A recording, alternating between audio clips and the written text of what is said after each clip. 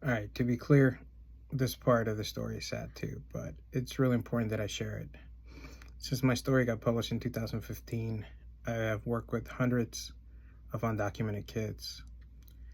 And this is the one part of my journey that is almost the same with every kid I've ever met. They've all felt this, they've all gone through this. So I want to share it in the hopes that more undocumented kids see it and feel encouraged that they're not alone. But I also want the kids that already know me to be able to reference this if they ever need it.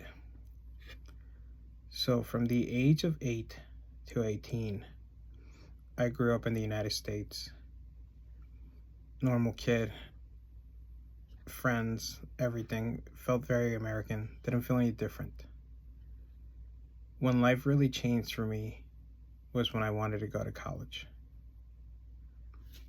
So, in order to financially pay for school, you have to go through a federal form. All loans go through that form. And as an immigrant kid, I certainly didn't have savings to just pay for school. I also ran into the issue that the way you apply to schools, your legal status, your citizenship status, is referenced to determine whether you're in state, out of state, or an international student. All of those were things that I was not prepared for. All of these are things that just blew my mind. I also had the issue, and when I talk to kids, they run into this. My mom told me never to tell anyone my situation. So I couldn't ask anyone for help because I didn't know how to navigate through this, and my mom told me that I would be in danger if I shared my status. So I went to Montgomery College for 4 years, which was great. Montgomery College was really good for me. Any undocumented kid, I recommend you do junior college. Unless you have a full scholarship to a 4-year school, I highly recommend, especially if you have access to a wonderful junior college like Montgomery College, which I got in county tuition. But towards the end of the 4th year, all of my friends were from high school. I didn't have any college friends because I didn't go to college. All my friends were about to graduate or coming back into the area, and everyone kind of had the same question. What are you doing, Uriel? Where are you going with your life? And I couldn't tell them why I couldn't move any further. And this part, I now understand, was really immature. And I can't think of a better word, but uninformed, actually. Uninformed is better. Really uninformed. I got really desperate. And the term illegal alien was a term that just was seared in my brain, and it haunted me. And after 4 years of it working on me, I went from this confident, happy, couldn't wait to live his life kid to someone who was desperate for an opportunity, desperate for a chance. I couldn't see a future without a college degree, which I was also wrong about. I could have built a life without going to school.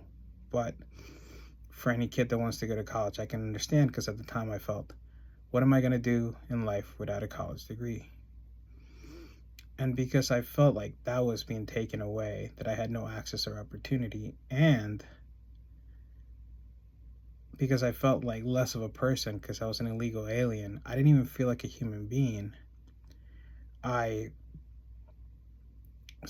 got to the point where I decided I needed to commit suicide. That was my only way. That was the first time I'd ever had to deal with suicide. It was the first time I've ever considered it. And it was the wrong reaction, absolutely, but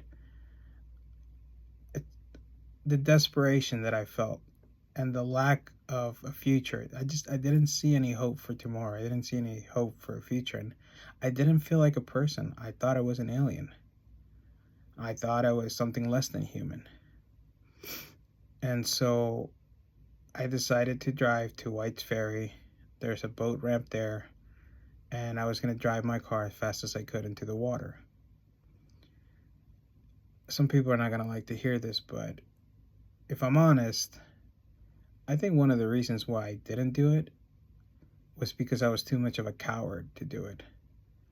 What went through my mind as I was in front of the ramp ready to drive through was, at that time I was teaching PE for a local Montessori school a couple times a week, but I had probably about 90 kids that I work with on a weekly basis who really like me. They really, really like me.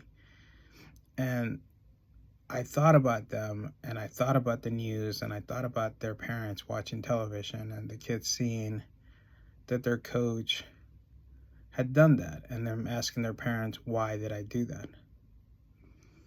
And that was the thought that went through my mind that prevented me from going into the water. What is also really important to know is that when you fail at suicide, you don't feel better. You actually feel way worse. That drive home, I felt like such a failure. And I remember thinking to myself, even that you couldn't do. You're so pathetic that even that. And the video's actually running way longer than I wanted to, so I'm gonna stop here. But I can tell you that next week things will get better. I just had to get through these low points of my childhood to get to the rest of my testimony. And again, I don't want anyone to feel sad because I got through this and it may be better. To me, what's important about me running into that situation with college and wanting to commit suicide, it's not important that it happened. It's important that it happens a lot. And what I'm hoping this part of my journey helps is those kids that are going through this, but also that it can help you show compassion to a kid who's struggling with their dream of going to college. Thank you.